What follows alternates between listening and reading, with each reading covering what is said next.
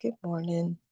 Welcome once again to the Daily Devotionals for Nurses podcast. My name is Tola, and I want to continue from where I stopped last time.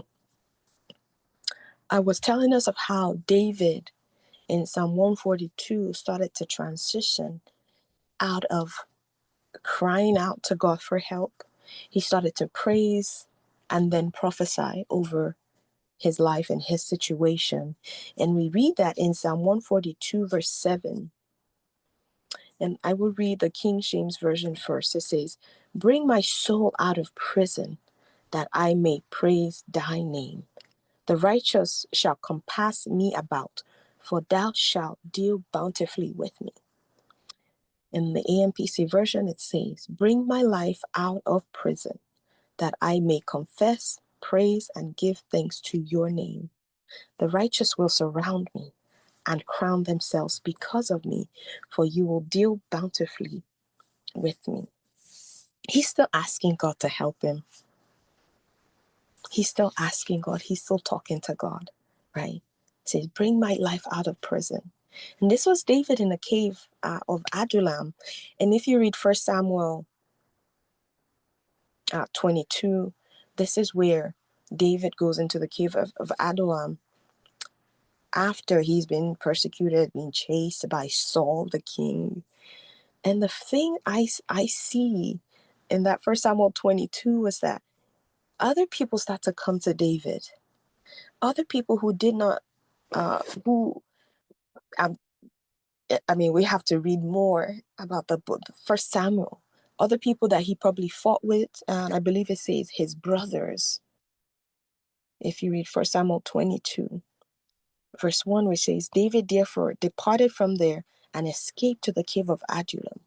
So when his brothers and all his father's house heard it, they went there to him."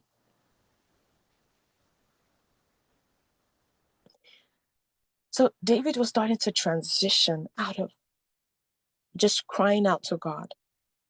"Do this for me, and I may confess and praise and give thanks to you.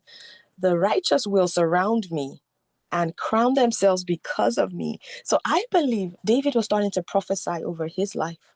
Like, this is what will happen. "Lord, when you bring me out of this prison or out of this isolation, out of my feelings, when you bring me out of that, I will confess and I will praise, I'll give thanks to you. And this is what will happen. This is what will happen." And that is actually what happened. The people who came to him in 1 Samuel 22, verse 2, and everyone who was in distress, who were in debt, and who were discontented, gathered to him. And so he became captain over them. And there were about 400 men with him. Sometimes when you have things that are happening to you, troubles, problems, sometimes you forget how good you are. Sometimes you forget how far you've come. David was the one who slew Goliath. David was the one who they sang that he killed. Saul killed thousands, he killed 10,000. His 10,000s, right? So David already had it in him to be a leader. And so sometimes when you're going through things, you forget that you already have what it takes. And the enemy doesn't want you to remember that you have what it takes to overcome. You have what it takes to be a leader. You have what it takes to slay Goliath. You have what it takes to slay thousands. And so that is the danger. If you stay and not talk to God, if you stay isolated, you forget that you are supposed to be a king. You forget that you are supposed to be a leader. You forget that you are also in a position to help others, even though you need help. But you forget your past victories. And that is the danger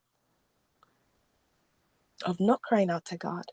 And that is the danger of being isolated when you need help.